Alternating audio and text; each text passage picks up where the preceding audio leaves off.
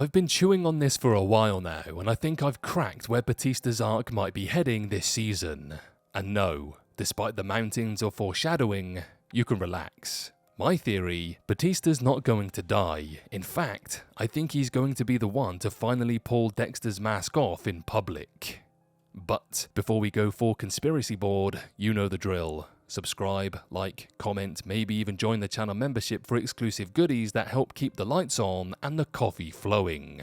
Now, let's get into it.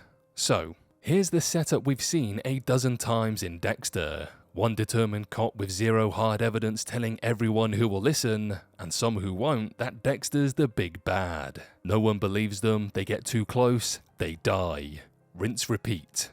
From Dokes to La Guerta, it's practically a franchise tradition, and with Batista's "I'm retiring soon" speeches, keeping Quinn and Masuka in the dark, and making his mission to take Dexter down crystal clear, it feels like we're heading straight for that same old playbook.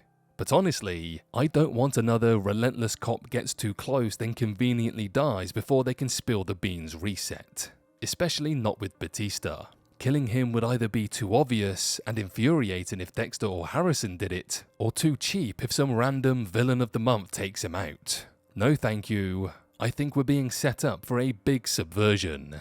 And here's why. The last two episodes are titled Touched by an Angel and Justice for All. Everyone seems convinced episode 9 spells doom for Batista, but for me, that's too on the nose. I think in Touched by an Angel, Batista and the Praetor storyline collide.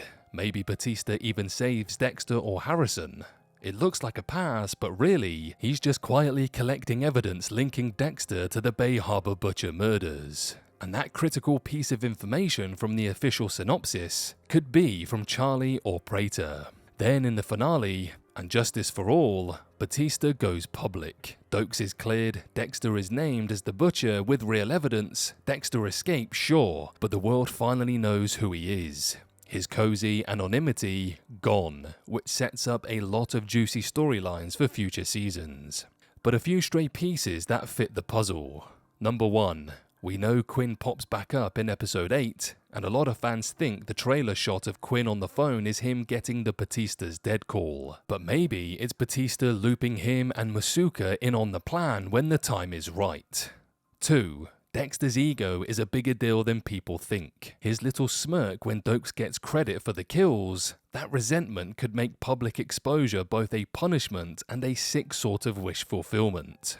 3. Praetor and Charlie are wildcards. They might see exposing Dexter as more useful than killing him, and Batista would be the perfect delivery system for that reveal. This actually tracks with Clyde Phillips' original ending for Dexter. Not necessarily killing him off, but having the world know exactly who he is, and Batista being the one to deliver that justice.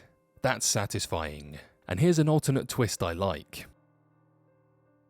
Batista exposes Dexter without fully cornering him. Maybe the reveal is just strong enough to make everyone wary, but not airtight enough for an arrest. Dexter now partially hunted, free to operate, but with the danger dial turned up. It's not a clean he wins or he loses, but it keeps the cat and mouse alive. Now, I'll admit, the likeliest outcome based on the show's history is still Batista dying. It's the neat, one-season way to wrap up Miami Metro and move on. But man, killing La Pasión, that's a hard sell even for me.